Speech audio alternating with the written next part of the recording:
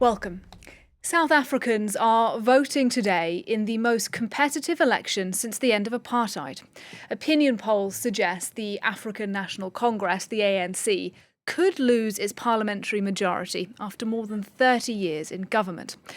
Well, these are the latest images we have today from voting underway in Johannesburg. It's the middle of the afternoon there, and among the top issues for voters today are unemployment, crime and corruption within the ANC. Our first report is by Delano de Souza.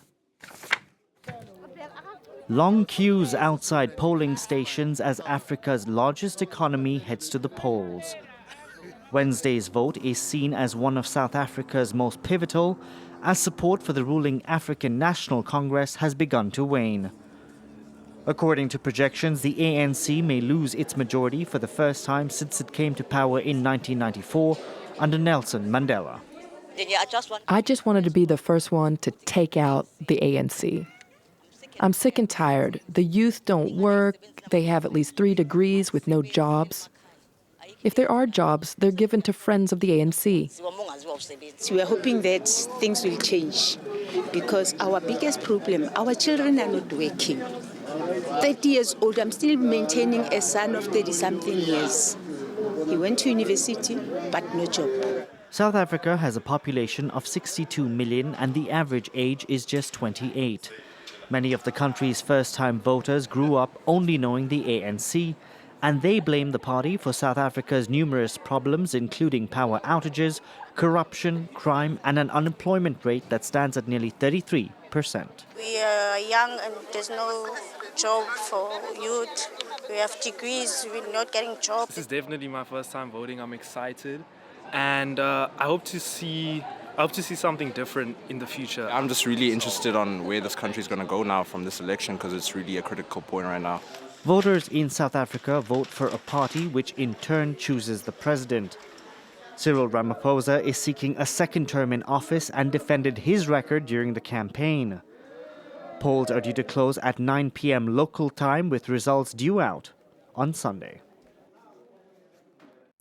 Now, in that report, we heard a little about the youth vote in South Africa, and that's something our correspondents have been looking into for us, because the voting age in the country is 18, but around 50% of those between the age of 18 and 20 are not registered to vote in this election. And Wentzel now takes a look at why young South Africans are not particularly interested in participating in the democratic process that their parents fought so hard for. Here's her report. A civic education session in Cape Town at Forest Heights High School. Electoral Commission agents encourage young people to vote and explain how to do so. So if you don't vote, you can't complain. Of 35 voting age students in this class, only 2 have registered to vote. They say they've lost faith in the democratic process. There's no party that is completely made up of angels. There are people in that party, divisions that want personal gain. We are discouraged by the empty promises and false hope. Like, look at the school, look at the sanitary wave. They promised that they will give us better education, they will give us better stuff, but it never happens. We're trying to get the message to them that we are not going to vote because you guys are also not taking action. Disenchantment with the election also pervades South Africa's universities, particularly amongst the so-called born-free generation, born after the end of white minority rule in 1994. Studies show that they are not apathetic, but rather they have lost confidence in their systems of government. If you look, for example, at the activism over there, or you look at other spaces where young people are involved, it's not necessarily that they don't want to be involved. It's just this frustration with the options which are presented to them.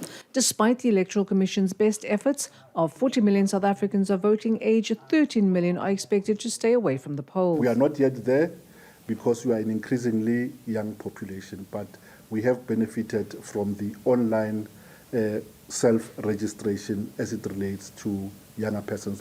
Some hope more education can erode some of the disillusionment and misinformation that have demotivated South African voters. Maybe we should do it earlier when elections are coming up, that there's conversations and that you actually get your history teachers on board.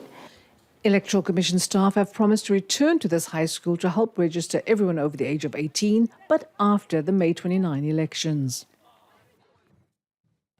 Our team in South Africa reporting for us there. Well, let's stay with this story. I'm pleased to welcome to the programme Dirk Kotze. He's a professor of political science at the University of South Africa. He joined us on the programme live now from Pretoria. Good afternoon to you. Thanks very much for joining us today. Can I just ask you, first of all, look, this election is being billed in the international media as a milestone election, even a watershed for South Africa. How would you describe it? Yes, I will agree with that. It is now 30 years since our first election of 1994, and I think from that point of view, it is an appropriate time to look back and to assess of what's the achievements and as well as still the problems in South Africa.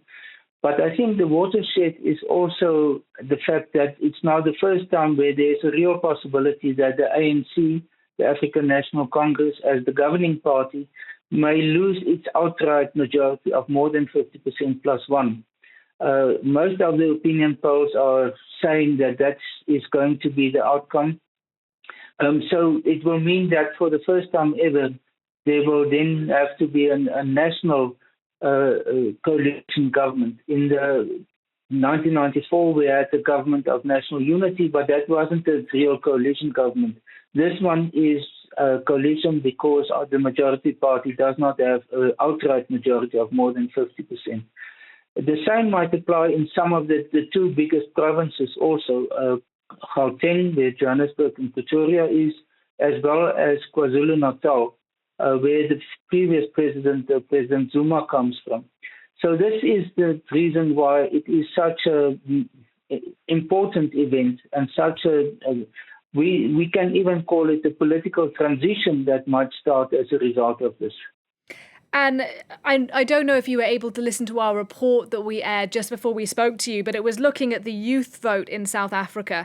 And I'm interested in this question of whether or not there's a generational divide, with older South Africans remembering the role that the ANC played and the struggle against white minority rule in South Africa. And on the other hand, you have younger South Africans for whom perhaps that's really part of history. Is that a story that we're seeing playing out in this election, do you think? Well, it's part of the dynamics of this election. I think in the older generation, there's also a distinction between those of them who are living in the rural areas. They will be more in support of the ANC, and the older persons who are living in the metropolitan areas or the urban areas in general, who are moving away from the ANC. In terms of the younger generation, many of them are not supporting the ANC. They are supporting the economic freedom fighters and other political parties. They are traditionally more on the left and also left of the ANC, for that matter. So there are certainly differences that are emerging now from both in terms of rural as well as cities or urban areas, as well as between persons in a generational sense, that some of the older persons are more supportive of the ANC than the younger generation. And if that polling is correct and the ANC will lose its outright majority in this election, what big names, what figures should we be watching out for, listening out for? Who are the big names, do you think, in South African politics after this election? Well, then the big names, I think, first of all, the chances are very good that President Ramaphosa will be re-elected as the president after the election by Parliament. What will become a matter of negotiation, actually, is who will then be the deputy president, because that person will most possibly come from another party. The second biggest party, and the official opposition up to now, is the Democratic Alliance. Its leader is John Steenhuisen, but it is not sort of concluded that he will necessarily be the candidate. They might present one of their prominent black members as a candidate in that respect, but we have no idea actually who's a person like that. What we also should take into account is that the leader of the Inkatha Freedom Party, that is one of the smaller parties with about 5% of the support. Its leader is Velenkosi Hlakisa. He might become also an important person in the government that will follow. Not necessarily the deputy president, but he will become certainly one of the senior ministers. And I think then when it comes to the ANC, positions in the ANC, quite a number of the current ministers will most possibly continue, but the Minister of International Relations, Dr. Naledi Pandor, she might retire. Our Minister of Industry and Trade and Industry, he is certainly retiring. The Minister of Public Enterprises, Pravin Gordhan, he is retiring, as well as one of the former wives of President Zuma, Dr. Dlamini Zuma, who is responsible for cooperative government and traditional affairs. She is also retiring. So these are the persons that clearly are moving out, and their positions will be filled. There is lots of pressure that they might use younger persons, but at the moment it's not self-evident who they will be.